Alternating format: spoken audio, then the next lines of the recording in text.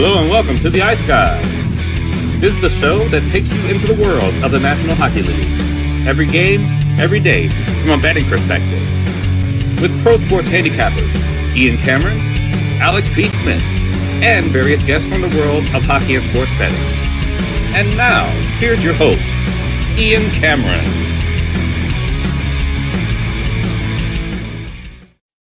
Welcome to the Ice Guys, Tuesday, February the 6th. Ian Cameron, and we have a special guest joining us today, originally from Germany, now in Sweden, and a hockey player, coach, scout, doing a lot to further and strengthen, if you will, hockey over in Europe.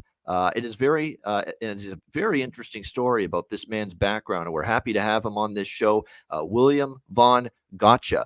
Joining us here on the Ice Guys show. William, welcome in. And let me just start by saying, if you were someone was donating blood to you, you'd basically be requesting three types of blood.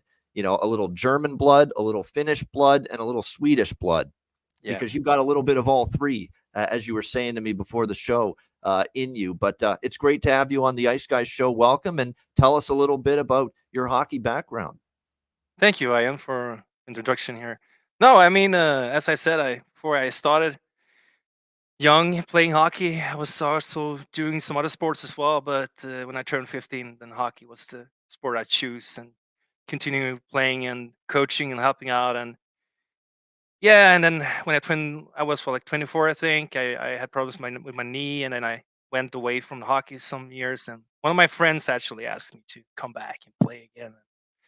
That's when I went put into the coaching in Lerum, actually, where you have a lot of great players as well. And it went from there to different teams, to Canada, and to scouting, everything. So right now I'm just consulting a lot of different teams and helping players go to Canada and also US, different contacts. And actually looking forward to coach maybe a team offshore somewhere someday, because Corona actually made it really hard to fly over. So looking forward to that. Still just watching. Made it hard to do a lot of shit back up. Yeah. That's for sure. Yeah, crazy, man. It's crazy. So yeah, still loving the sport and playing some stuff as well, just for fun. Going ice skating, and helping other people to evolve in the sports and giving information and being a supportive part in their life as well. So yeah, that's awesome. And there's so many times whether it's retirement and it's by choice and you get to play 10, 15, 20 years. We had so many players on this show, current, former players. They want to stay connected to hockey even after they hang up the skates, whether it's in management and coaching or scouting or training or some kind of attachment to the game because they love it so much. For you, William, obviously, look, career cut short. It was not by choice for you. You suffer a debilitating injury and your career's cut short, but you said, I love this sport. I kind of want to give back to it in some way. And I just love working with the young kids. And sure enough, coaching and scouting was right up your alley. So how long now have you been doing this since you finished playing? Since 2016, I've been doing the coaching. And wow. Then 2019, somewhere 20 there, I got into the scouting as well, because I was finished with the coaching in Kungälv. And I finished my mission right there to help them with everything. And I got picked from a guy who was actually in Färjestad in SHL, Sweden. He was drafting me to scout for Muskoka Shields. So I flew over there and met the coach as well, everything.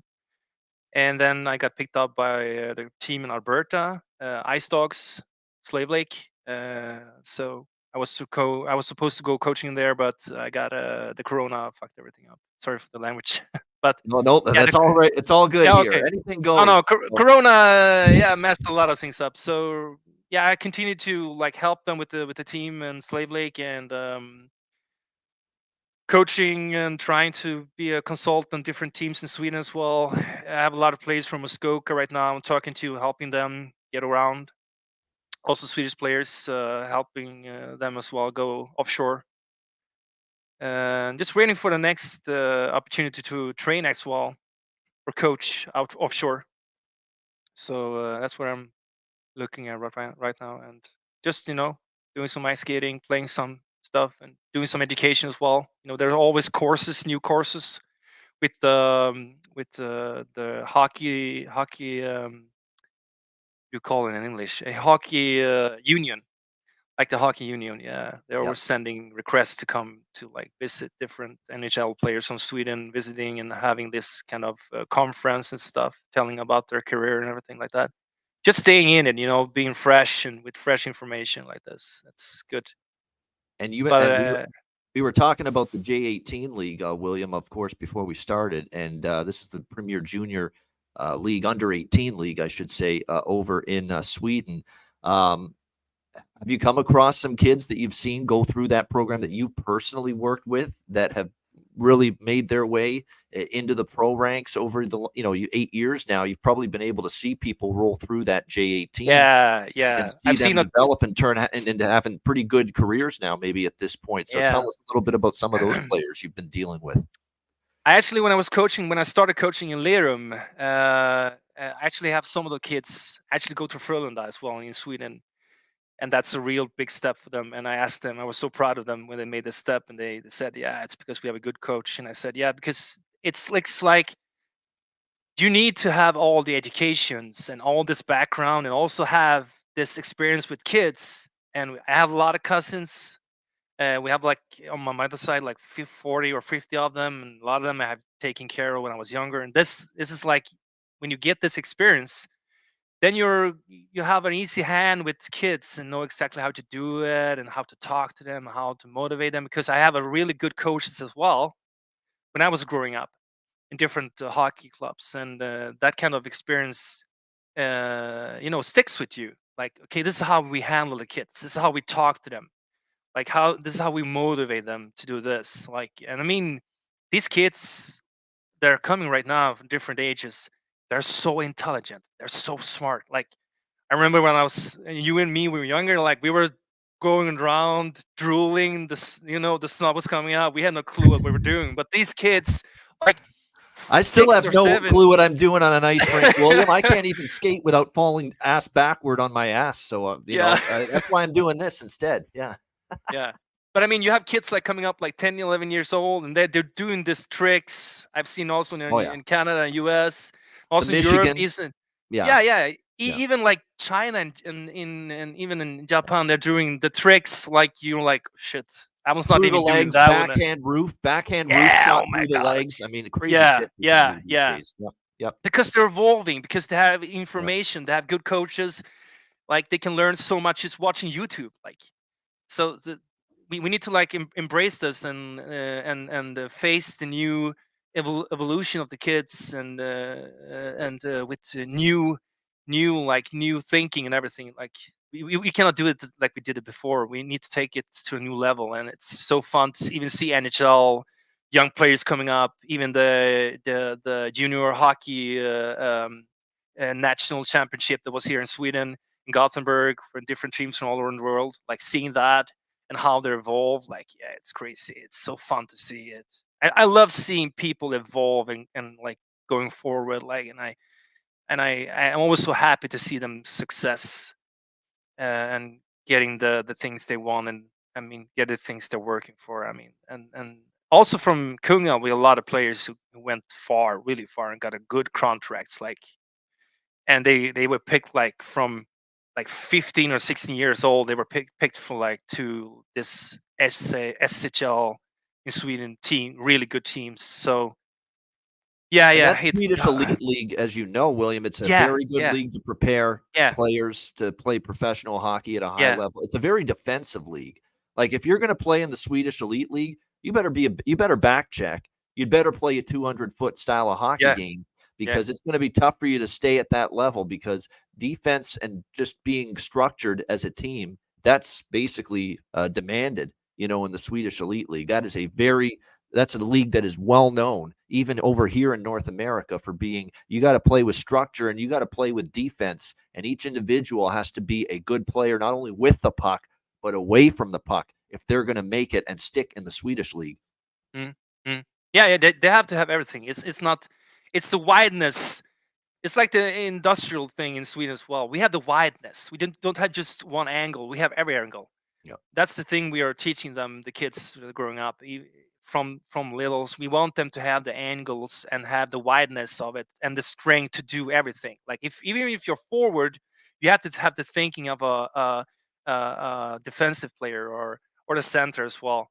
Like, how does everything work? How does the goalies things work? Like, it's so important to have the whole picture when you're playing, and that makes you a better player because I mean, everyone has to have the thinking of that you're a CEO on the ice. Okay, even if you have your area on the ice, you have to have the wideness of it. That makes you a better player. That makes you see the game better. It makes you even have the ability to see before something's going to happen. Okay, if I move the puck over here, You can't then have those tunnel guys are going vision to move. playing hockey. Yeah, No yeah, way. yeah. You cannot. It's impossible. No. Like, and even the education they're learning right now, we're learning from even from Frölunda. We're going to those educations over there, and even for the hockey union in Sweden, they're teaching this. Like, we want the players to be even have more strength. We want them to have more like wideness of the game, and we're even teaching them from the books that we are teach on the educations that we want the wideness as well, and we want to make them like entrepreneurs, like the CEOs on the ice, like that they think of everything, and You like own the ice. Show it. yeah. Like, and we also try Yeah. to teach them to coach as well when we were teaching them, like, okay, because if we give them the perspective of each different, like if each different angle of it, like, okay, this is how the coach is doing it, this is how the goalie is doing it, then they know how to prevent stuff from happening on the ice because they know the consequence. If I move the puck over here, if I do like this, if I do like that, if I go up in the middle, okay, then the other players on the other team, even to read the other team, like giving them information and teaching them to play. Like, we even took the players from Kungälv to some games to just sit and teach them how to look and how to see the faults in the different teams. Like, okay, this player, he's really good. They always pass the puck to him. He always go on the left side. Okay, he always back checks. He always go when they're playing the box play. He always go to the right corner on the side of the goal to stand there, and he always shoots the same shot. If you can like see those steps and prevent that, you know exactly when they pass the puck, you can just intervene, take the puck, and you go. Wow. And probably and we did this several times, and that's why we won the whole series and they went up to elite, because we were actually reading the opponent's play and we were teaching the kids how to read it. We were taking them to games with our opponents were playing to see, so we can teach them exactly what we were doing as coaches. So if you give them the angles, then you get a lot of players. And like, if they don't want to play the hockey, maybe they get an injury, they can coach. Like, we wanted to stay inside the sports, because even if they get, they have a short career or they break something, or they can't play anymore, they can still provide a hockey nation with like information, with maybe they open a company that helps hockey. To the game, Yeah. Exactly. We want to stay inside the hockey because it's so important, because they can raise other players and give them so much information and experience and like help them with everything. Like, as a coach, you don't even like, you don't only help them on the ice, you help them with the mentality as well. You help them with everything. Like, they ask you about everything, and you have to be there 24/7. They can call you like 10 at some Friday night, like, hey, bro, Friday coach, at midnight. Hey, I yeah, got a question or something. I have a That's pretty question good. of this, like, or they take like the math book with them to the rink, and they I'll want be to honest. ask. If I was in your shoes, William, some kid calls me for some advice for his hockey game at midnight on a Friday, I'm kind of say, come on, man, I'm at a fucking party. Can you wait till Monday with this? I'd have a hard. No. I always answer. Like, I try to always answer, to be available, because Can't this wait? Yeah. I can't wait. I mean, it's a hockey question. It's really important. No, that's There's great. no party awesome. or no drink that can be more important than a hockey question, like from a fellow hockey player. Like, so it's important. Yeah, That's to bring great. in That's awesome. yeah. That's awesome that you make yourself, available at all times. for the kids that you work with, coaching wise, and that's great. Mm. Now, I find that, and you mentioned this, you kind of want to these kids to accentuate their hockey personality, their skill, and not hide it, not be afraid to show it. Nope. And I can only imagine there's some old school coaches, and I'm thinking of your Daryl Sutters in the NHL, and some of these old school donkey dinosaur coaches that just can't stand.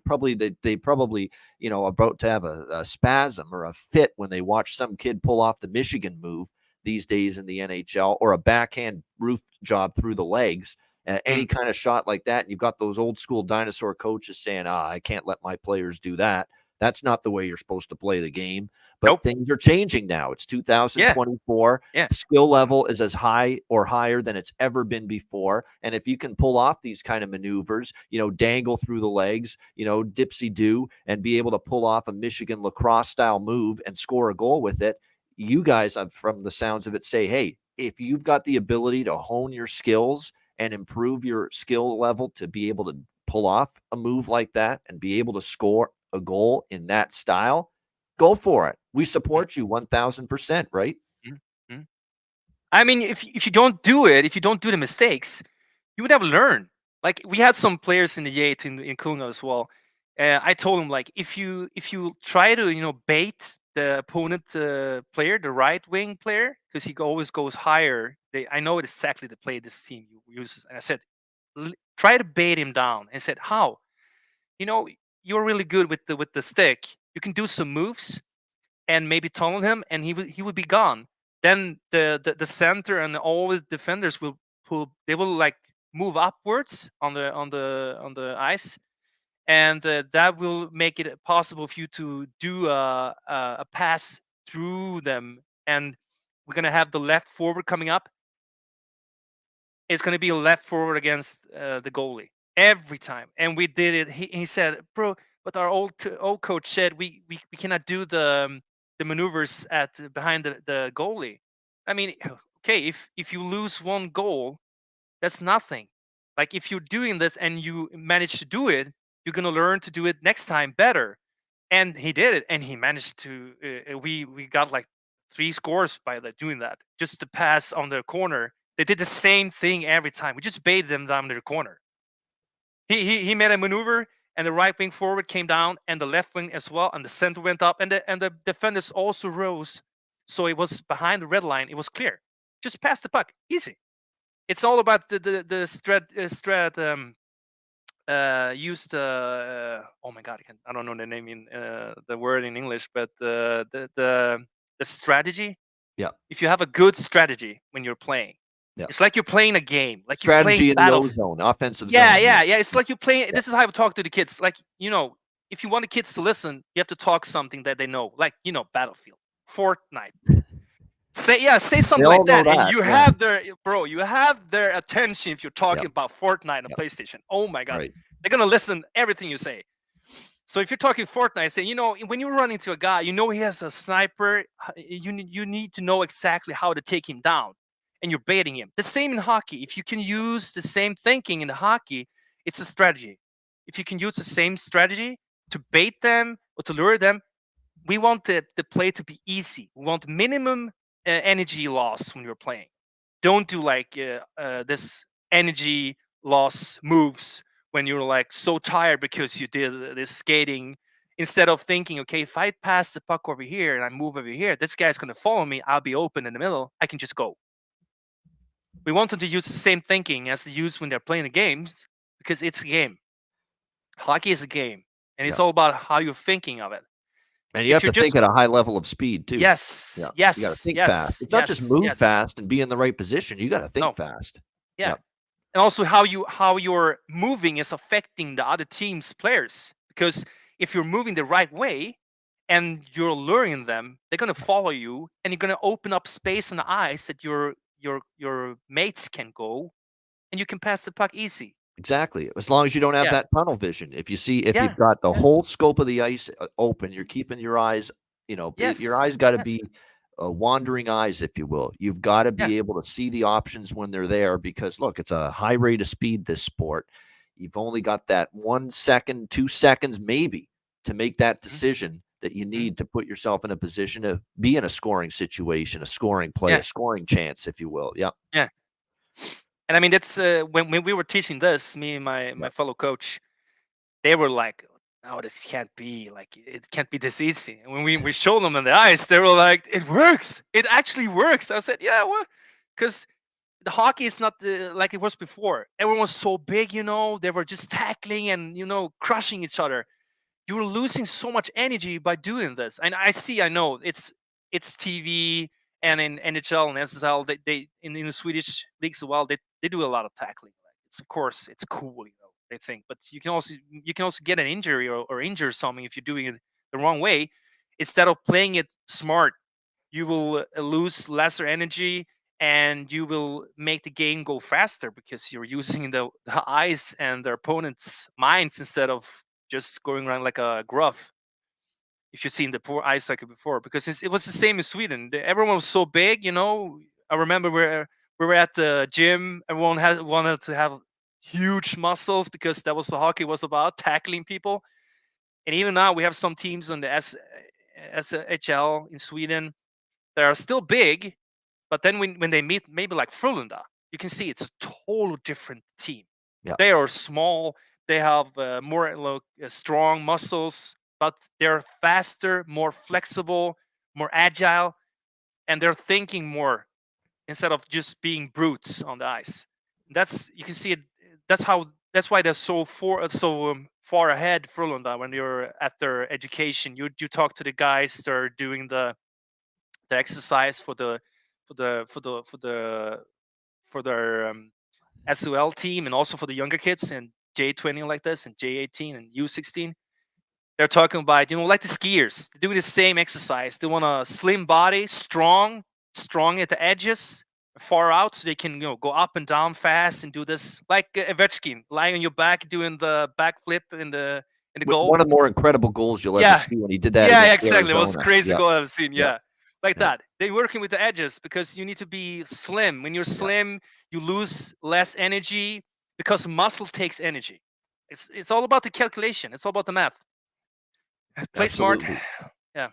Yeah, awesome stuff, William. You can tell this guy knows a thing or two about X's and O's and getting players to accentuate their skill, be in the right position, make the right play with the puck, given the situation, given what they see on the ice. So just really interesting hearing the X's and O's breakdown like that. It's really cool. Someone in our chat asking, is William applying to become the Sabres head coach? I don't know. It sounds like his X's and O's strategy could work in Buffalo right now with the talent that they've got. Maybe we need William's input there with the Buffalo Sabres. Get them out of the shitstorm that they're in this season. Yes. No problem. I'll fix it.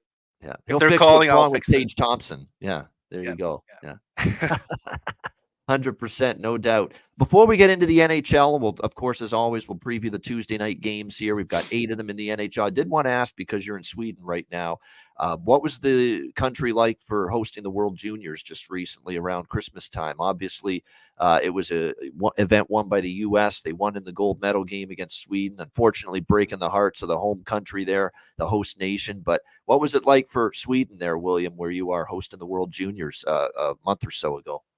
It was amazing. A lot of people from all around the world, and they were so friendly and everything. It was really good. I mean, Sweden is a hockey nation. It's always same in Finland. Like if you were there, like it was so nice. People were, it was the tension was so good, and like the vibe was amazing. Like just loving hockey. And I know that like the Canadiens and the US, they all will love Sweden. We know it. We can see when they were here, everyone was so happy.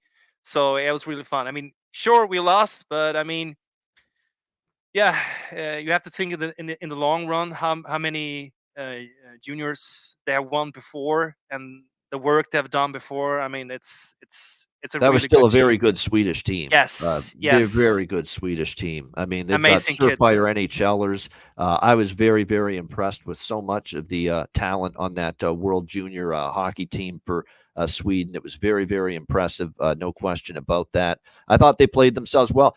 We know Elias Pettersson right now for Vancouver. He's outstanding. The other Elias Pettersson the guy that played for the World Junior team this year for Sweden. He's going to be pretty damn good too, defenseman. I was very impressed with his play.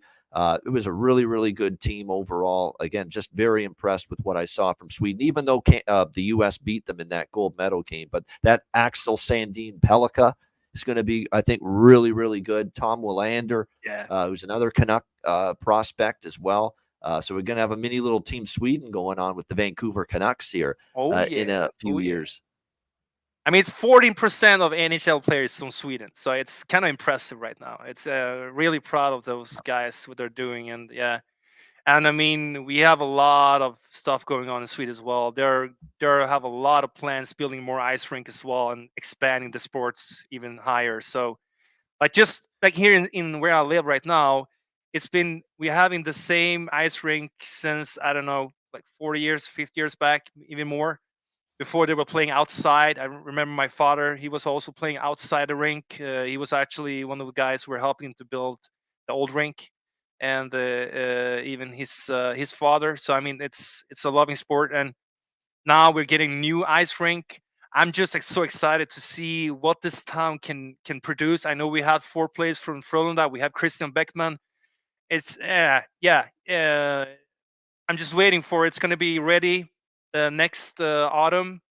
It's beautiful. It's looking beautiful right now, and I know we're going to produce some really good players here because they love the hockey right here as well, this town. So really excited of what's going to happen. And you heard it here basically. Sweden hockey boom on the way with the teenage crowd right now in their teenage years and going into their 20s. You're going to see them continuing to bolster things as far as Swedish hockey development with the youth is concerned.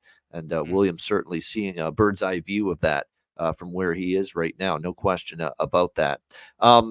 Just before we get into Tuesday's game specifically, I mean, just briefly, I'll say about last night. We cashed one of the 2 draw bets with the Avs and the Rangers, and we nearly got the other one with the Leafs and the Islanders. That fell short as the Islanders won 3-2 in regulation, unfortunately, as they get a late goal to beat the Toronto Maple Leafs last night. Great performance by Sorokin in net. And look, you wonder why Sheldon Keefe has had criticism about his team, unable to, have the minute details of the game defensively, and they just have those little breakdowns, in key moments of the game. And we saw it again last night with just 2 minutes to go. They had just tied the game a few minutes ago. You've got to manage the puck well, clear the puck out when you get that chance. Just make sure you get at least the 1 point in the bank and get the game to overtime. And Toronto was unable to do that last night as the Islanders beat them 3-2. But William, before we get into Tuesday's games, let's just get some thoughts from you on this NHL season to this point. Players that have impressed you, teams that have surprised you in a good way, teams that have disappointed you. What have you seen from your view?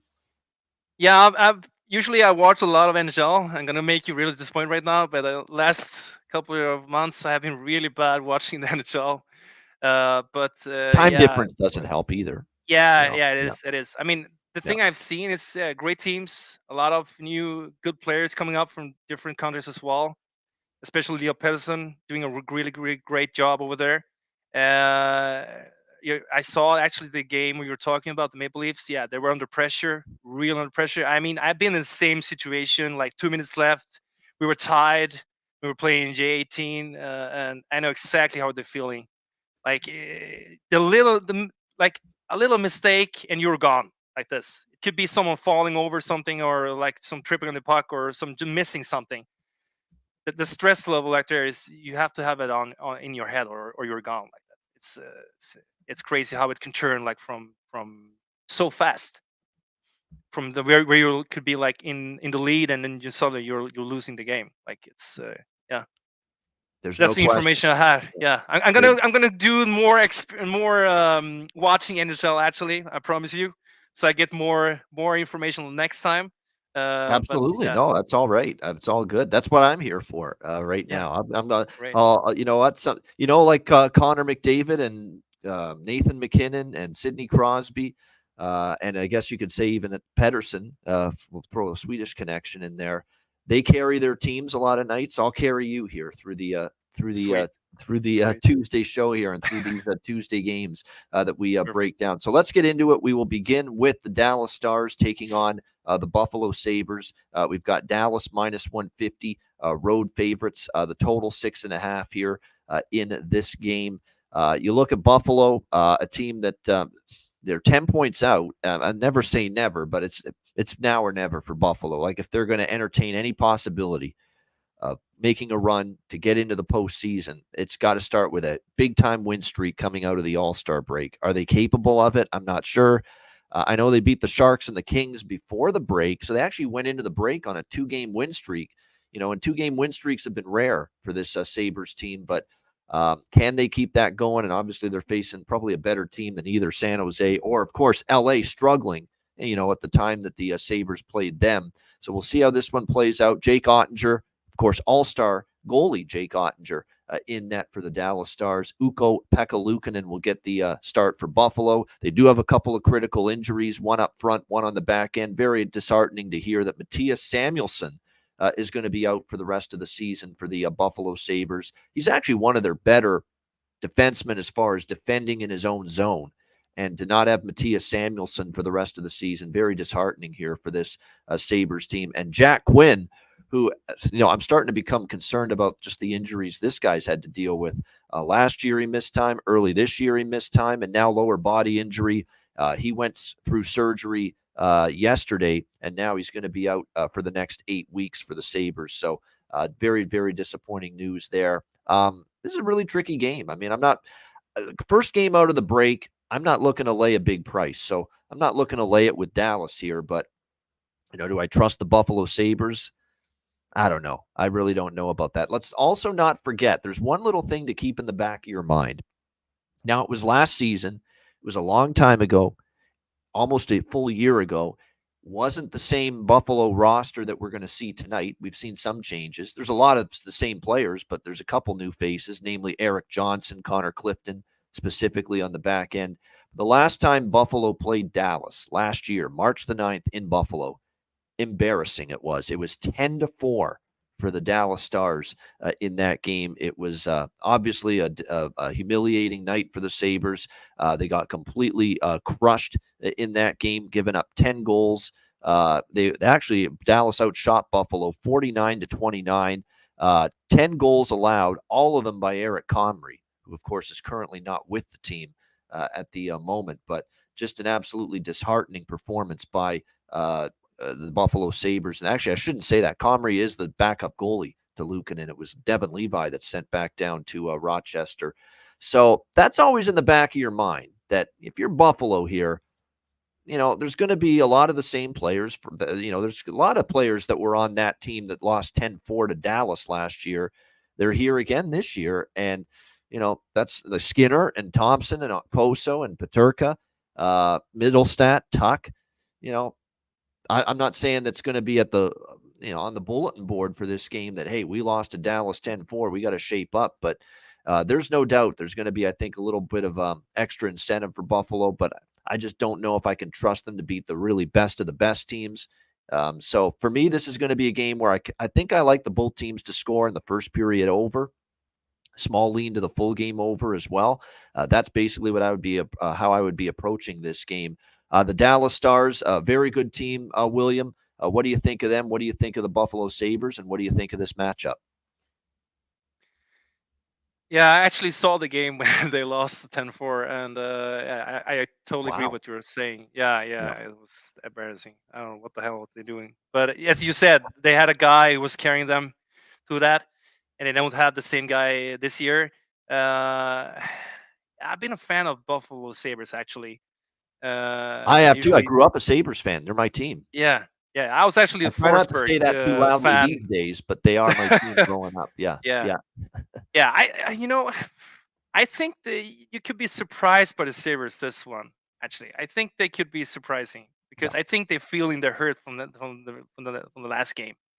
So, and Dallas Stars are missing the guy you were talking before, that John. What's his name? Jack Quinn. Yeah, Jack Quinn. Yeah, exactly. Well, they're out for Buffalo. Yeah, Dallas is healthy. Dallas is pretty much fully healthy, so pretty impressive. No major injuries for them right now. So, yeah. I think this is a good one, actually.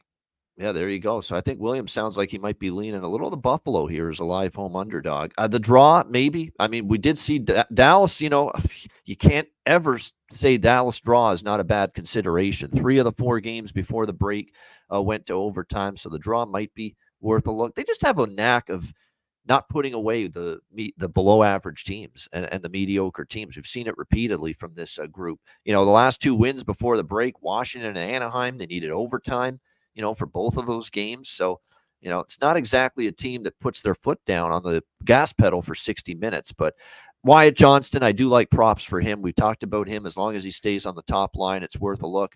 How about Okposo? On the top line, it looks like with Thompson and Skinner for these Sabres. So keep an eye on that. Zach Benson on the second line, perhaps. And J.J. Peterka was one of the red-hot Buffalo Sabres as far as scoring is concerned going into the break. So those are definitely some of the props that I'm interested in here for this game tonight. All right, Vancouver Canucks and the Carolina Hurricanes should be a good one here. Carolina minus 150, home favorites. The total sitting at 6, and let me see what it is. 6.5 shaded to the under here in this game.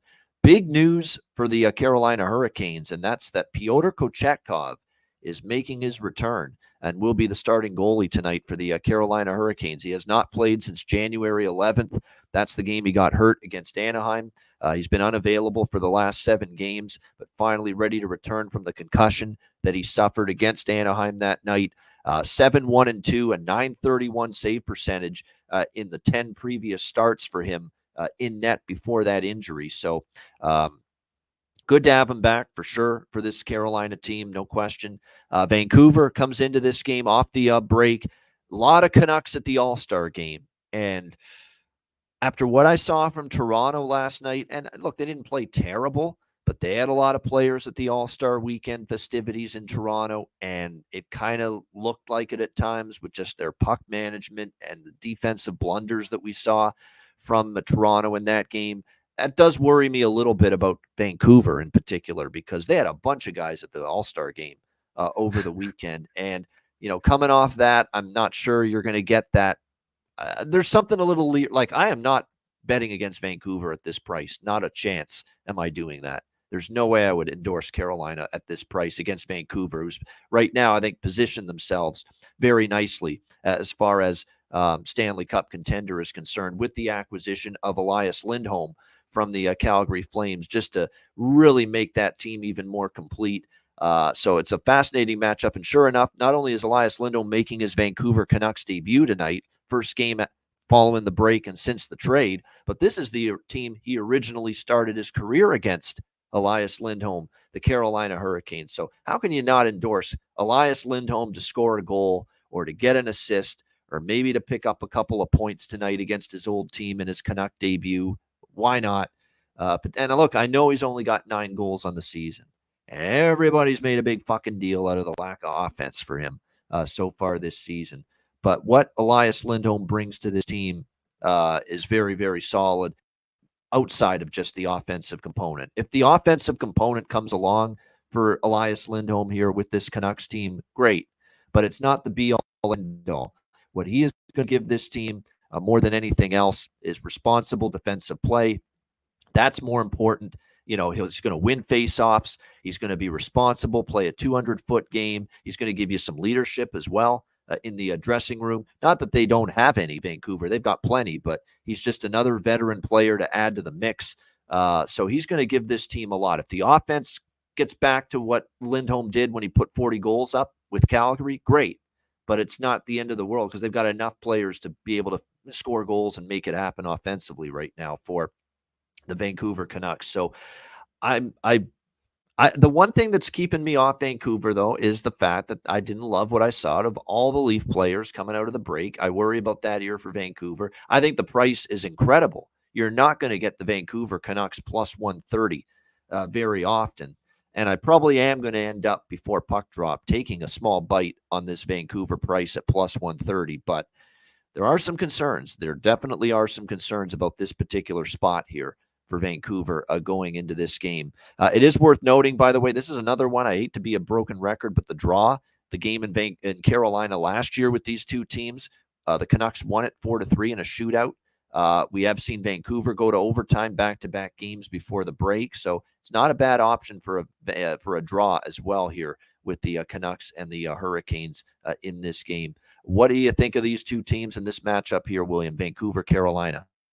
Yeah, after I said the Toronto game, I'm worried as you as well because they were playing the All-Star game. I think they had a too good time over there. So yeah, I think it's good. Two good teams. You were also talking about Lindblom here. I haven't watched these teams so much actually, the Hurricanes or the Vancouver Canucks. I've been focusing on my favorite team, that is Peter Forsberg team. Yeah, I think it's a good draw. But I I'm, do. I as think you it's as very well, possible. Yeah. I think Close I'm game. nervous as well because they were playing the All-Star game. Yeah, they're going to be tired. I saw the Maple Leafs; they were tired in the last couple of minutes of that game. Yeah, there's no They were doubt. stressed. They were not focused. They were not in control of that. They had a low energy right there. You could see how they were playing. Yeah, I agree with all that. Yep. I think the Hurricanes gonna give them a match right there. Maybe they'll catch up. Yeah, I think it's definitely it's to me that's the biggest concern I have, William, with Vancouver tonight is just they had Quinn Hughes and they had JT Miller, they had Besser, they had Pedersen. Like that's a lot of the team that was at that All-Star All-Star week in Toronto. So, now you're playing that and you have Boston next up, and a huge game coming up as well. So, like I say, Vancouver is just there's no way I'm betting against Vancouver getting plus 130. Not going to happen. Just not going to happen because this is to me one of the teams to beat right now in the NHL. I could only look at Vancouver at plus 130, but I'm not rushing to back them in this spot because I do think it's a little bit of a tricky spot. Like I say, if I bet Vancouver, it'll be something very small here. The draw, I think, is live in this game. And like I said, I think Lindholm, from a prop standpoint, is definitely worth a look here against his old team, Canuck debut. I think he'll be, he's already going to be excited, to play for this team that's got all this Stanley Cup aspirations. But definitely, I think that'll be exciting. Pius Suter, by the way, someone that was really playing well before the break for Vancouver, could look in that direction as well. On the Hurricane side, they're still without Andrei Svechnikov. Jordan Martinook is going to be on the top line with Aho and Teravainen. So there's probably some good value there. Marty Necas on the second line with Jack Drury and Bunting. You could take a look in that direction. Even Stefan Nason, even though he's been dropped to the fourth line, he still gets power play time. So those would be a handful of Carolina prop players that maybe I'd be interested in here tonight as well. All right, Philadelphia and Florida. We've got the Panthers minus 190, home favorites, 6 the total in this game. Obviously, what you're going to hope for here if you're John Tortorella and the Flyers is that the All-Star break is the ultimate hit the reset button for this Flyers team because they couldn't have played much worse going into the break. They lost 5 in a row going into the All-Star break, playing just brutal hockey, losing to Colorado, Ottawa, Tampa, Detroit, Boston. A lot of these games, their defensive play just completely suffered. And, it's been frustrating for Tortorella, I know. And they've missed Owen Tippett, who's been out for this Philadelphia Flyers team. But there's some great news for them. It's that Owen Tippett has recovered, returned, activated from the IR. He will be back in the lineup, back in his top-line role for the Flyers tonight, returning from that 4-game absence. It's a guy that just got a big contract extension. I think definitely played very well for this Flyers team so far this season. The great goal he scored, that spinorama against Dallas. So, this does have that feel of, get away from hockey for a bit as the All-Star break approached, hit the reset button. You lost 5 in a row. Wouldn't shock me to see the Flyers have a really strong game tonight against Florida. With the Panthers, though, it's tough for me to go against them 4 in a row going into the break. So you've got this classic situation. You got the Flyers playing awful, losing 5 in a row going into the break. Florida playing well, winning 4 in a row going into the break. Do you take a shot that reverses itself here tonight? That maybe Florida, the break disrupts their momentum, disrupts their rhythm a little bit, and that the break kind of allows Philadelphia to, recharge their batteries, forget about the shit hockey they were playing going into the break, and just try to get their game back again. it's a very fascinating game. I'll tell you what, if I see Philly look like they're carrying play and playing well early, and I do want to point out with Philly too, it's worth noting with these losses, the 5-game losing streak, the last 3 of them, they've actually outshot the opposition by a wide margin. It was 99 to, I'm counting it up, 99 to 64 shots on goal for the Flyers in their last 3 games over the opponent, which tells me a couple of things. One is they miss Carter Hart, who, as we know, is away from the team, and it's going to be away from the team for a long time as he deals with the sexual assault case against him and members of that Canadian junior team from 2018. But Ersson and Peterson Peterson, I should say, Cal Peterson, they have got to be the 2 goalies now for Philadelphia moving forward. And Ersson's game really he definitely struggled a little bit before the break. Can he get his game back on track? Can the team get their game back on track? I'll be honest, guys, I'm tempted by Philly. I am. It's got that feel to it where I think they come out strong. They've got, the guy that's arguably been their best forward this year back in Owen Tippett.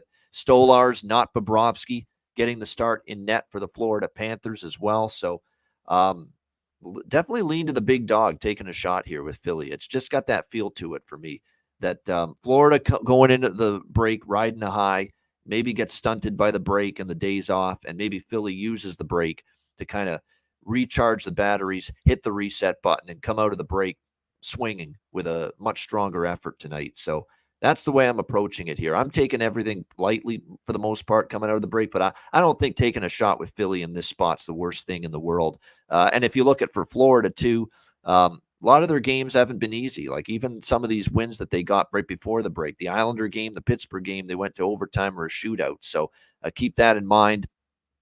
Philly's actually beaten Florida 2 times in a row. 2 of the 3 meetings last year were won by the Flyers, and the Florida win was only a 1-goal win between these 2 teams.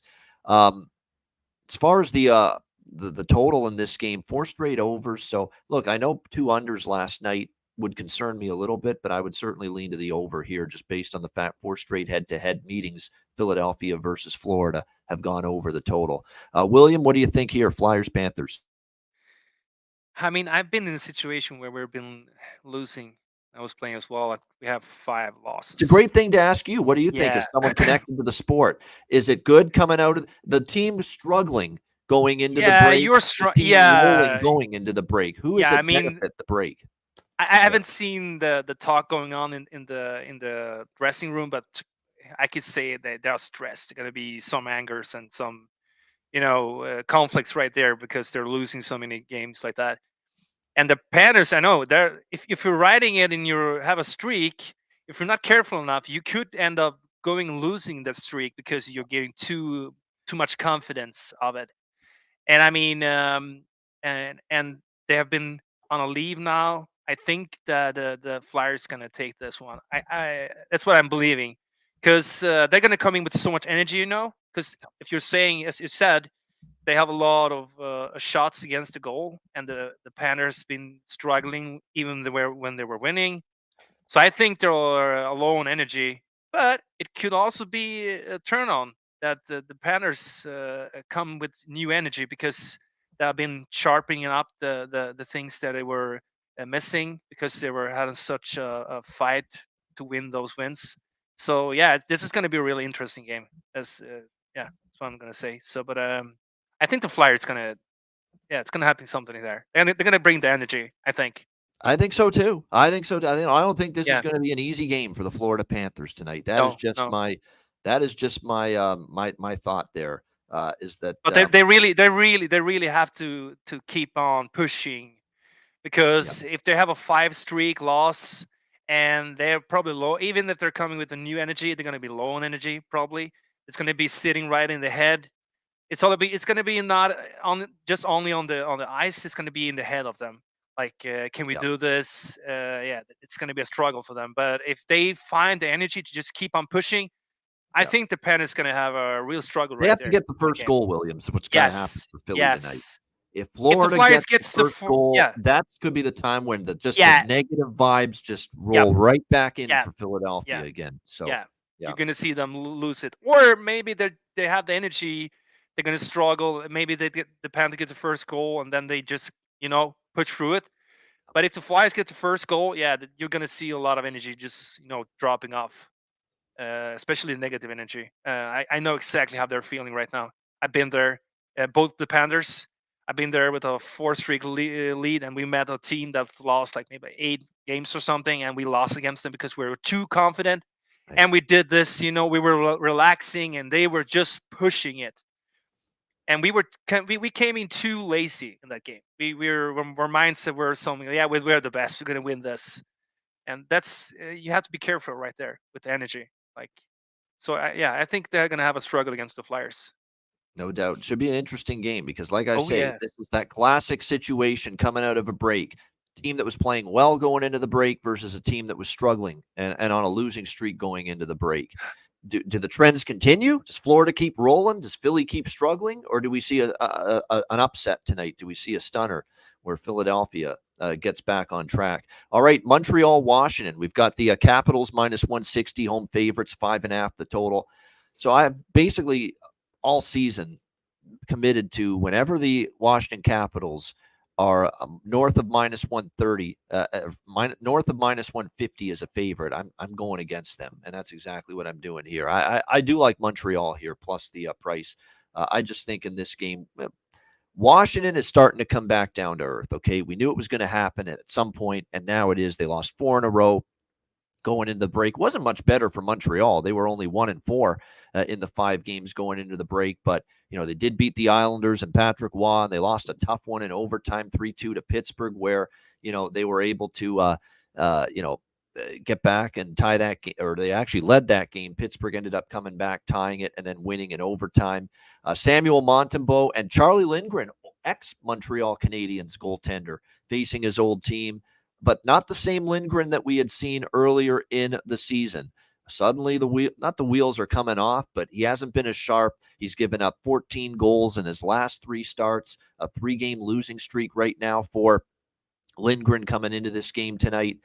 You look at this Washington Capitals team, still very much banged up with Backstrom, Kuznetsov. Looks like Max Pacioretty, lower body injury, skated on the top line. I'd be interested in his prop against Montreal. I would, just because he's facing his old team. If he's in the lineup, it looks like he might be for Washington in this game. On the Montreal side of the equation, we know it's still the same, players that were out before the All-Star break. Dvorak, Brendan Gallagher still looks like he is on the sidelines as well for this team.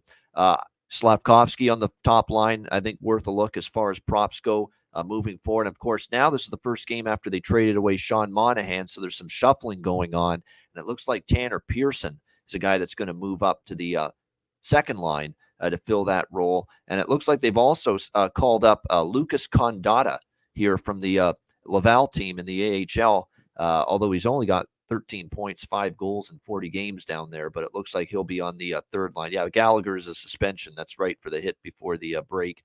That's why he's out. So, but I like Montreal here, plus 140. This is just a price play for me. Whenever Washington's favored by minus 150 or more, I'm interested.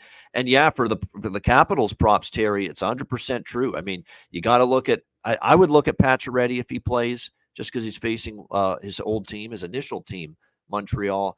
Oshie, of course. And yes, Anthony Mantha. He has been, he's had a resurgence this year. You got to give him credit. He's obviously had a better year, 15 goals already in 43 games, and he scored 3 goals in the last 3 games before the break. So I like that prop as well, no doubt, for Mantha. And I do like over 5.5 here tonight in this game. I think the total's light. I think we'll see some offense, especially with Lindgren regressing in net the last few starts for him. What do you think here in this one, William? Montreal, Washington. 2 great teams. 2 great teams. Yeah, it's going to be a really good game. I can see that. I have not been watching these 2 teams actually so much, but yeah, Washington is a strong team. Even Surprising Canada. Great team, Washington. Yes, but they're starting to come back down to earth a little bit now. Yeah. But yeah, they have a lot of really good players, a good goalie as well. Have not watched Montreal so much. Have to dig into that more. But it's going to be a really good game. They're going to have a lot of struggle, Montreal. That's for sure. I think so. It should be interesting here. Like I said, I think though Montreal live underdog because Washington has been a no moss for me when they've been that kind of price range this year. All right, Calgary, Boston. We've got this should be a good game too. Bruins minus 190, home favorite, 6 the total here in this one. Boston comes into this game. No, here is a team that was absolutely terrific going into the All-Star break. Boston, what was it, 7-1? In their last 8 games before the break, and the focus that they showed on a day where they were honoring Mark Recchi for the Flyers before that game against Philadelphia before the break, and they still ended up going to Philly and just clobbering this Flyers team 6-2. Very impressive stuff from the Boston Bruins, no question about that. Calgary comes in kind of the opposite spectrum here, where you've got this Calgary team 1-4 in their last 5 games before the break. Calgary team that the only win was against Chicago, and by the skin of their teeth as well, getting that victory over the Chicago Blackhawks. They needed a late save from Jacob Markstrom, I remember, against a very offensively challenged Blackhawks team. Otherwise that could have been a tie game late in the third period of that one. As far as the injury situation here with the Flames and the Bruins, it looks like obviously Dubé is away from the team because of the scandal. It looks like Patra is out, but everyone else healthy for the Bruins. Jeremy Swayman, who, of course, was part of the All-Star game this weekend, will be in net for Boston. Jacob Markstrom confirmed in net here for the Calgary Flames. Should be an interesting battle. Calgary, 10-15 this year on the road. Not great. But if you look at the way these teams have played in the past, Boston's won 3 straight. But last year in Calgary, one of the wins was a 4-3 overtime game. The game in Boston, it was 3-1 in favor of the Bruins, but that game was pretty tight, and it was I believe, an empty net goal for Boston that made it 3-1 and put it away. I'm on the draw here. That's the only bet for me in this game. I do have a small piece of the draw, other than some props for this game, and I do have a few for the Boston Bruins. You look at their lineup situation tonight, fully healthy. Jake DeBrusk on the top line, worth a look in my opinion, playing with Coyle and Marchand. You got Pasternak, Zacha, and JVR on the second line. Don't sleep on Danton Heinen or Trent Frederick either. These are guys that have actually stepped up for Boston prior to the break to score some big goals for them as well. And then for the Calgary Flames, there are a couple props that I do like. Sharon Govich was on a roll going into the break. So was Coleman. You could look in those 2 directions. But I'm gonna take a look here at Andrei Kuzmenko here for the Calgary Flames in his debut. He does give them a little bit more offensive punch. The concern here for Calgary moving forward is going to be the reason why Rick Tocchet and him didn't always see eye to eye was because Kuzmenko was a defensive liability at times, did not always play good away from the puck, Andrei Kuzmenko. But what he will give this Calgary team is a little bit of a jolt offensively. And if you watch any of the interviews with Kuzmenko the last couple of days, he looks like he's smiling ear to ear. I think he's happy to be in a situation where, he kind of fell out of favor with Rick Tocchet in Vancouver. So it wouldn't surprise me to see him have a hell of a game and a hell of an effort in his first game and his debut with the Calgary Flames. So he might be worth a look here as far as props go. I don't know about tonight, but moving forward too, interesting thing to note, Jacob Pelletier. He's finally healthy, and he's finally back up with the Flames and in their lineup, although he's only going to be on the 4th line tonight. Keep an eye on this kid.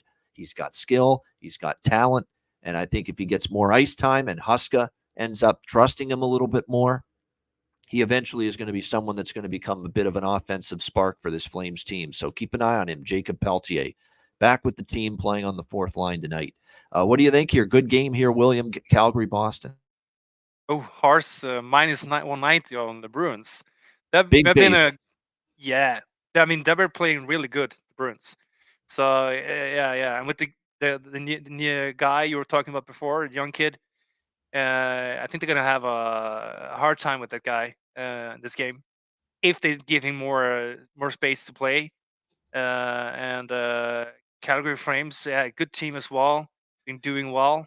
So it's gonna be a really tough match. But I'm a little bit disappointed about Bruins, like 190 minus. What the hell? Yeah. Value. It's gonna be. I'm disappointed too. Like if you were to give me minus 110, I'd be all in on the Bruins here. But minus 190, no. I mean, you're not going to get any bargains, unfortunately, with the Boston Bruins right now. I just don't know if I trust. Like Calgary has had a tough time beating Boston the last few, and I don't like their road Yeah, they record have. They lately have. and their overall record lately. Yeah, Although but miracles can happen. exactly, and we just talked about it in the which game was it? The Florida game. Florida was rolling going into the break, but does the All-Star break disrupt their momentum? Could it do that to Boston tonight? It very well could, but I'm not willing to bet that it does. Not Oh not no, with Calgary. Not with Calgary. A little too no. up and down. Boston's they're I think strong. They're strong. A yeah, strong team. Yeah, yeah, I've seen them push through stuff before, and I don't think they're gonna just relax. For them, the break was just good for them. I think they're gonna come back with more power, more energy than before. yeah. So No doubt. All right, next up, we've got 3 games left here. Winnipeg Jets and the Pittsburgh Penguins. Pretty much even money here, -110 on both sides, and the total currently at 5.5, shaded to the over in this game. This is another situation where we've got a debuting player, Sean Monahan, who, of course, obtained by the Winnipeg Jets from the Montreal Canadiens during the All-Star break. And it looks like he will be in the lineup, and it looks like Rick Bowness has him centering the second line between Nikolai Ehlers and Cole Perfetti. It'll be Kyle Connor, Mark Scheifele, Gabe Vilardi on the top line for the Winnipeg Jets. A Winnipeg team that, here, believe it or not, here's a Winnipeg team that didn't play great coming out of the going in, I should say, to the All-Star break.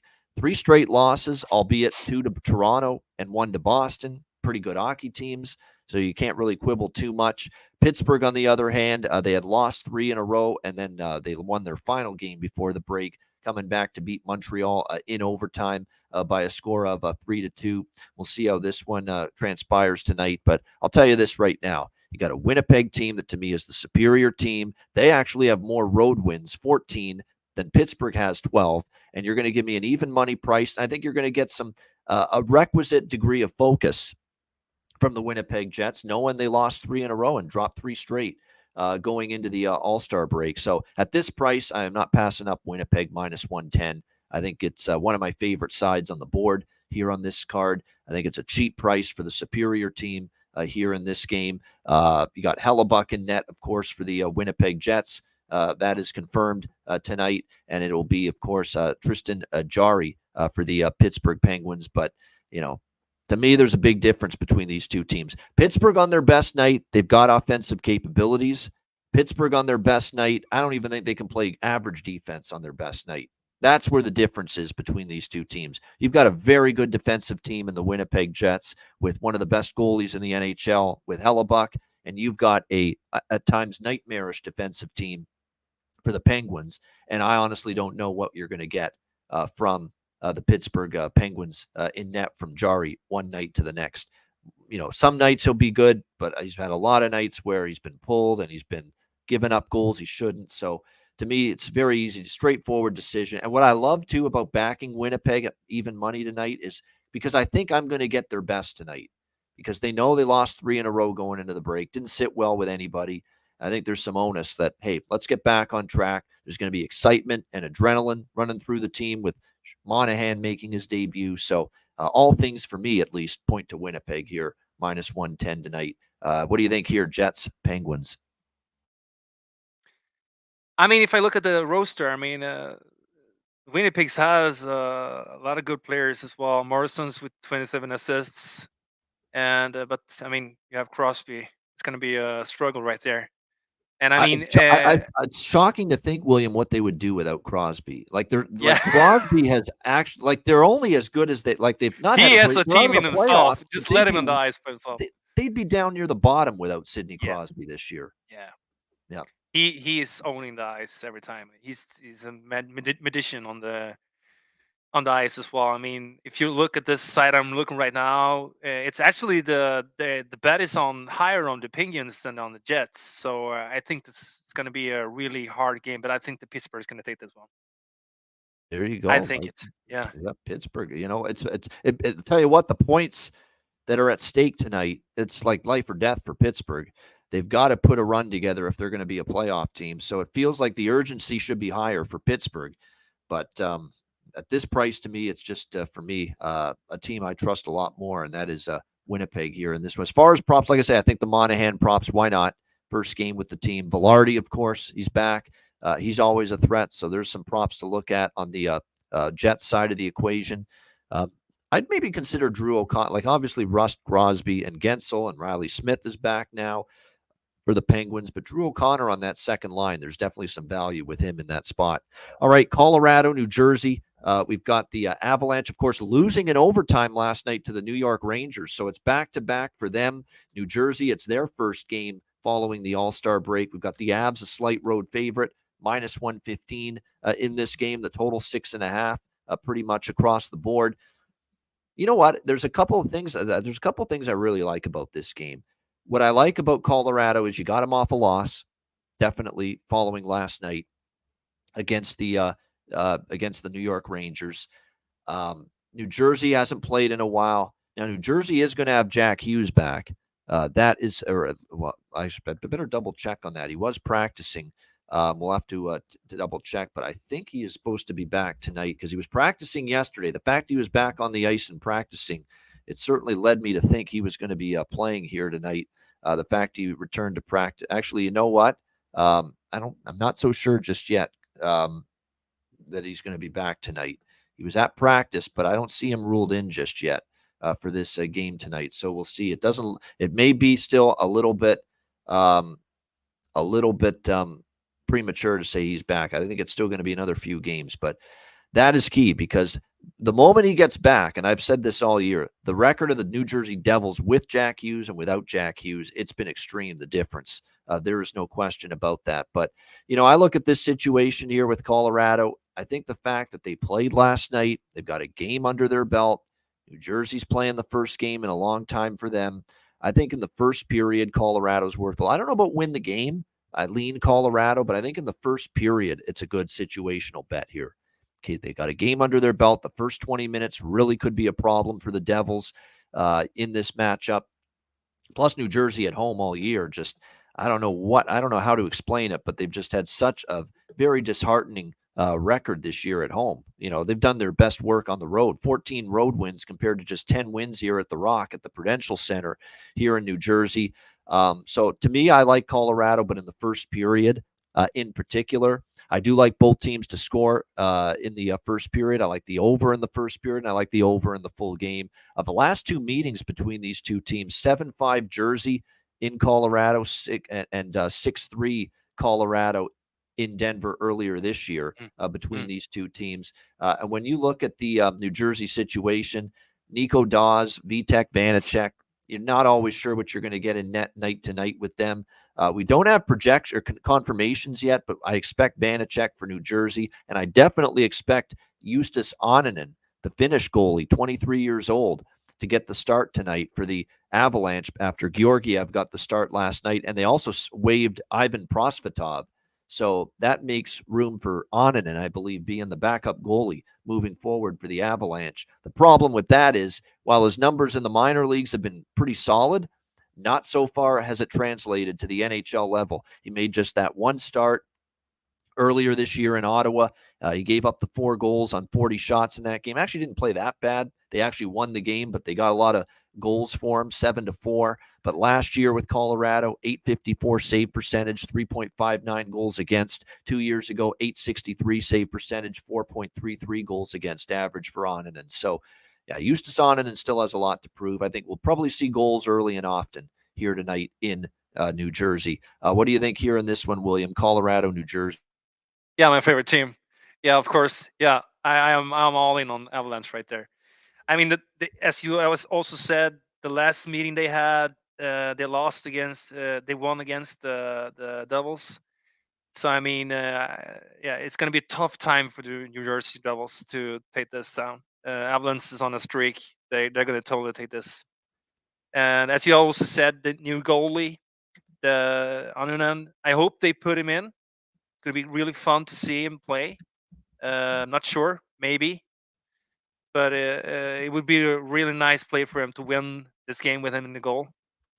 And also, I think we're going to see really good games from Georgiev and also from Colton and McKinnon. It's going to see them make some magic on the ice. Colton's So been yeah, good. I like the yeah, addition yeah, of yeah. Colton. Colton's been nice from Tampa Bay.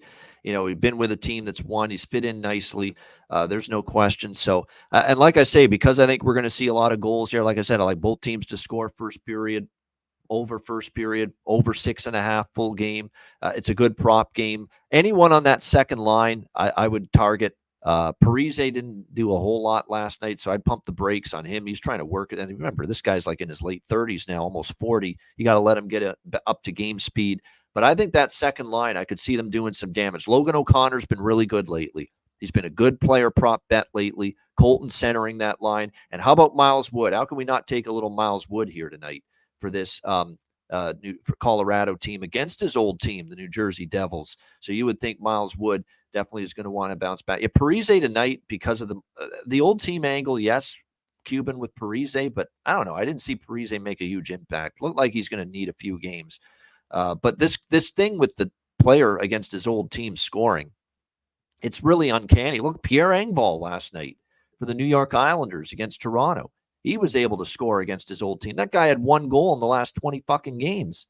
And he scores last night against Toronto, his old team. It's just uncanny how that works. It's just crazy.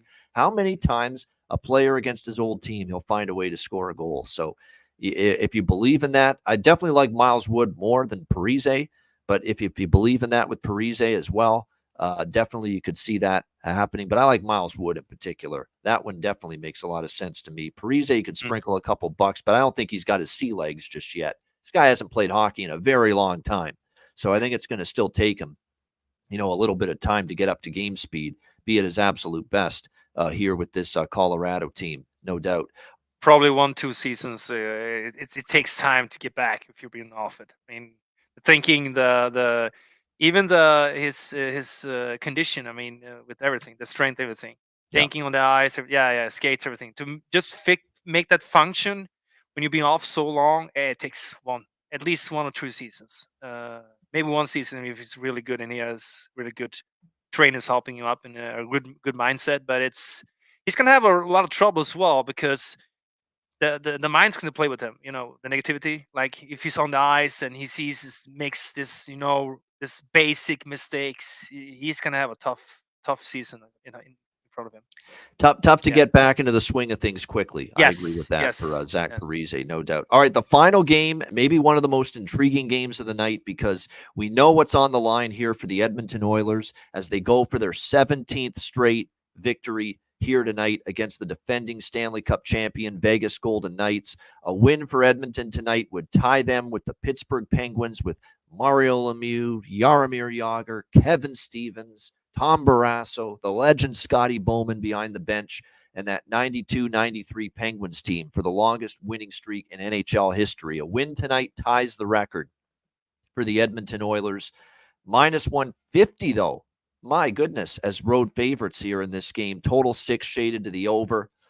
So, full disclosure with this number is, this was actually one of the first bets I made when the line came out, and I got it around minus 138 with the Edmonton Oilers. Now that it's gotten this high, I want to say don't bet it because I obviously like Edmonton here in this game, but I don't know. The price is getting up there right now. Vegas obviously went into the break going 5-2 in their last 7 games. We know Edmonton's on this 16-game win streak, and we know Edmonton's never going to have an issue wanting to put their best foot forward against the Vegas Golden Knights. Obviously, the team that knocked them out in the playoffs last year in the second round in that 6-game series last season. They're definitely going to want to avenge that series, the playoff loss. They've already played once this year in the regular season. It was a 5-4 shootout win for Edmonton. And this head-to-head series kind of reminds me of Vegas and Florida this year, where people are going to look at it and say, okay, Edmonton got their win against Vegas first time they played. Now all of a sudden, this time around, they're not going to be as stoked, to play Vegas and beat them again. Well, 2 things. Number one, the tying the records on the line. And number 2, you always want to beat the team that ended your season last year. Look at Florida. Florida beat Vegas in Florida. They turned around and in the rematch in Vegas, they beat them again. The Florida Panthers, who got beaten in the Stanley Cup final last year by the Edmonton by the Florida Panthers. So when you look at that situation, actually the Florida Panthers beaten by the Vegas Golden Knights, I should say. So we'll see how this goes. Obviously, you've got a Vegas team that at home this year, still a pretty good home record overall.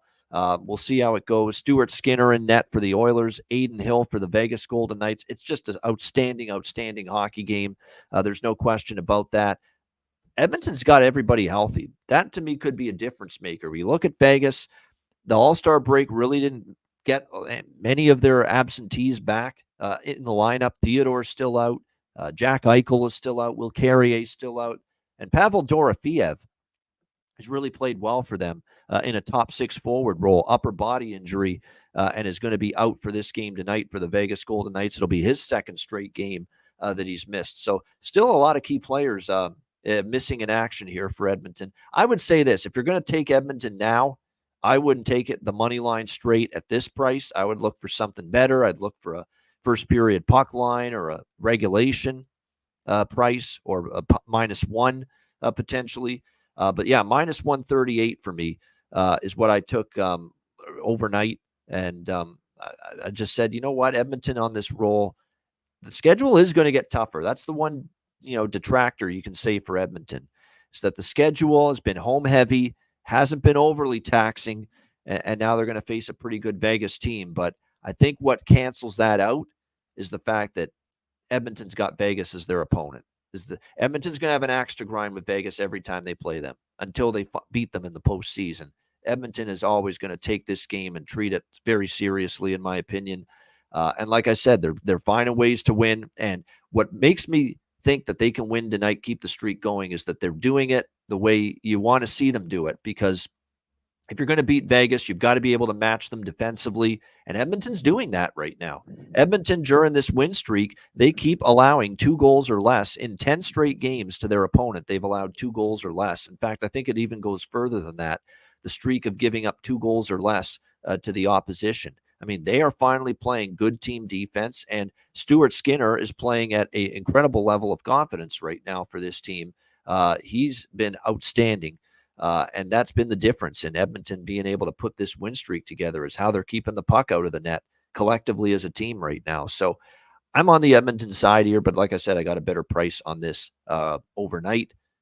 This price now, I'm shocked it's moved this much. I mean, I certainly couldn't fault anyone for saying now that it's +130, +135, I've got to take Vegas, because you don't get them as a home underdog at this price very often. But I definitely think Edmonton, though, the way they're going, they've got an axe to grind with Vegas from the postseason last year. So I'm still on the Oilers one more time here in this one. I will say this, if Edmonton's streak ends tonight, though, fade them the next game, because that's the ultimate bubble burst. They lose tonight to Vegas, and they don't get their 17th, and they fall one short of tying the record by the Pittsburgh Penguins. Man, are they going to be probably a good team to bet against in the next game, because I could definitely see a little bit of a bubble burst theory coming into play if Edmonton's streak gets snapped tonight by the Vegas Golden Knights. William, what do you think? It's a great game. Hell of a matchup. Oilers Golden Knights.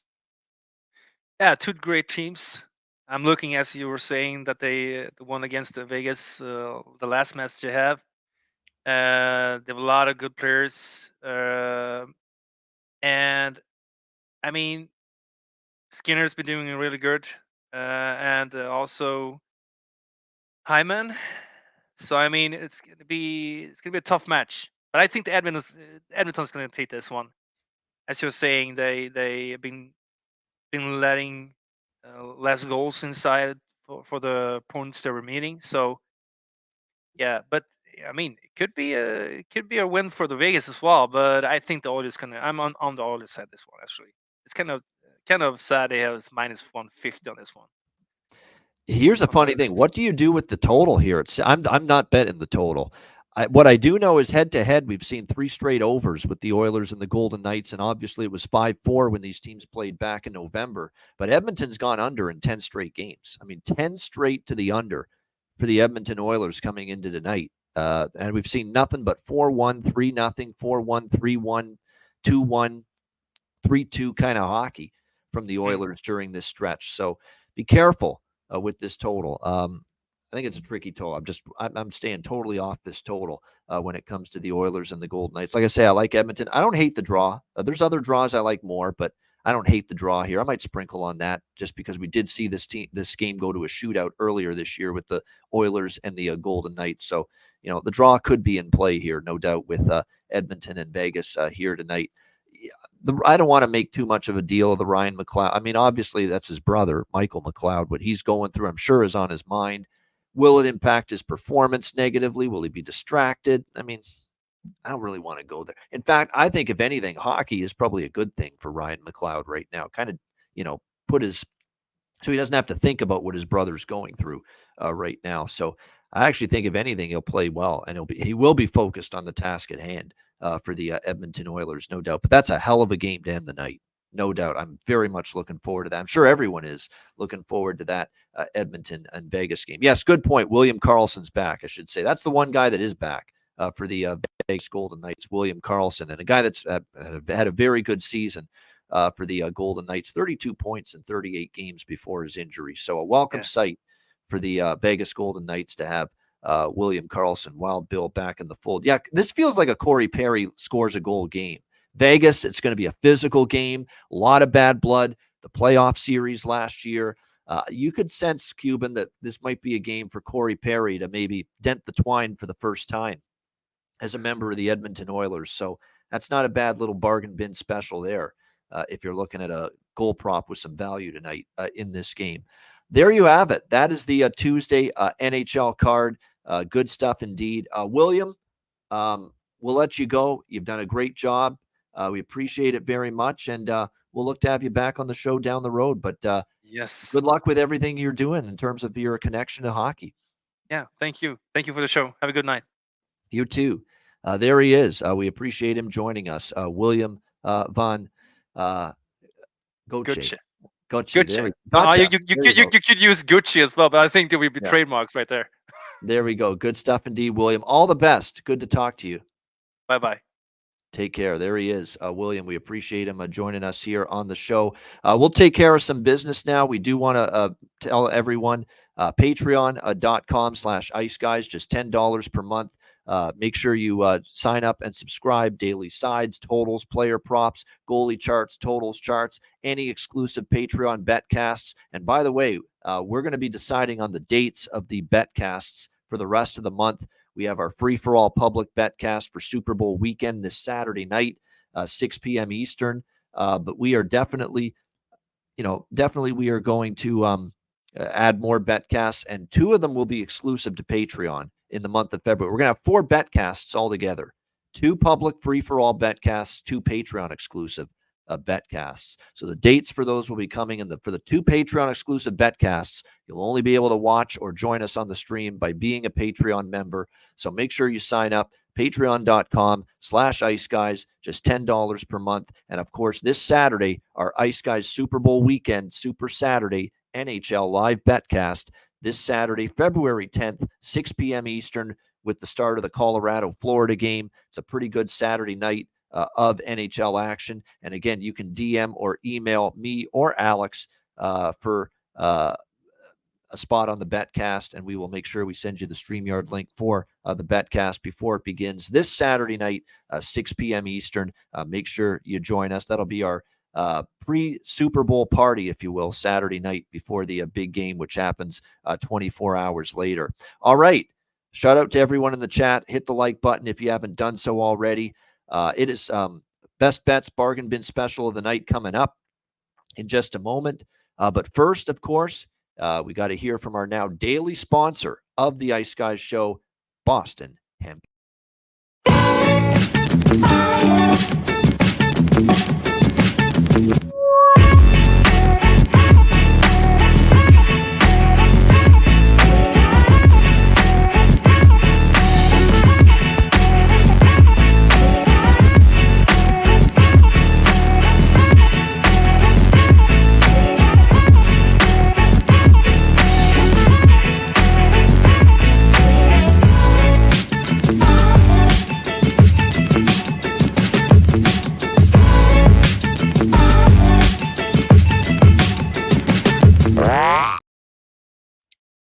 There it is. Boston Hemp Inc, our sponsor of the Ice Guys show. Make sure you check them out. Be sure to check out all the quality products from our proud sponsor, Boston Hemp Inc, today, and use promo code IceGuys to save 20% off all orders at bostonhempinc.com. And also the Ice Guys store. Make sure you get your gear, iceguys.myspreadshop.com. All right, bargain bin special of the night for this Tuesday card. A lot of good options here as far as a bargain bin special for this Tuesday night at intriguing price tags. But I'm going to go back to that game with the Avs and the Devils. I'm going to go with Miles Wood. Miles Wood on that second line against his old team. I like it. I think he finds the back of the net. I think he's going to find a way to make an impact here for this Colorado Avalanche team tonight. We've got a lot of these situations tonight. Debuting players, players facing one of their former teams. Sets up for being pretty good player prop betting situations when you see those. And I'm going to go with one there. Miles Wood plus 370 at BetMGM to find the back of the net for the Colorado Avalanche. So Miles Wood, Colorado plus 370. Bargain bin special of the night for me here on this Tuesday slate. All right, best bets. Colorado, New Jersey over 6.5 minus 130. I like this total quite a bit. I think we're going to see goals both ways. I think it's probably one of the higher scoring games of the night, if you ask me. I'm still not sold on Justus Annunen, who's likely going to get the start here for the Colorado Avalanche tonight. And whoever's in goal for New Jersey, after a rare night where Colorado gets held to just one goal, I would expect a better offensive showing from this Avalanche team here tonight against the Devils. And again, the last two meetings have flown over the total between these two teams. So Colorado, New Jersey over 6.5 minus 125 for my best bet here for this Tuesday NHL card. That's a wrap. Thanks to everyone for joining us. Hit the like button on the way out. We appreciate it very much. We'll have Alex back in the fold tomorrow, rejoining me on the show for the Wednesday edition.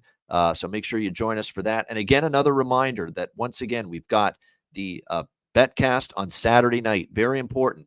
Saturday, we don't have many Saturday night betcasts, so we've got to mention it multiple times on the show just to get the message sent out there to everyone that we do have a very rare Saturday night Ice Guys betcast this Saturday, February 10th, Super Bowl weekend, 6 o'clock p.m. Eastern time. We'll be on the air starting with puck drop of the Avs-Panthers game on Saturday night. So make sure you join us for that. DM or email either of us for a spot on the betcast if you want to join us on Saturday night, Super Bowl weekend, for an Ice Guys live betcast. Looking forward to that. All right, a reminder, the Ice Guys is live 7 days a week, Monday to Friday, 2 p.m. Eastern, Saturday and Sunday, noon Eastern. If you can't watch the show live, download the Ice Guys podcast in audio form on all major podcast platforms: Google Podcasts, Apple Podcasts, Spotify, Stitcher, iHeartRadio, Amazon Music, and more. Download the Ice Guys podcast when you can't watch the show live. I'm Ian Cameron. Have a great Tuesday night. Enjoy the games and good luck. And we will talk to you tomorrow on Wednesday for another edition of the Ice Guys.